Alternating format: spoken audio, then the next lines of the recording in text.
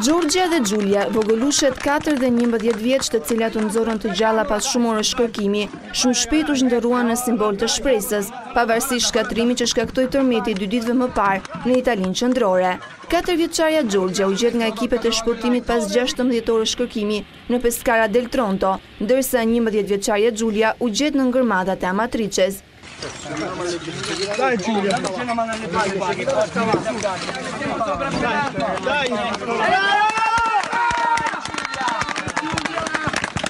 Pamjet që shohim tregojmë se si buzëqeshje dhe duar trokitjat mirëpritën vogëlushen Gjorgja.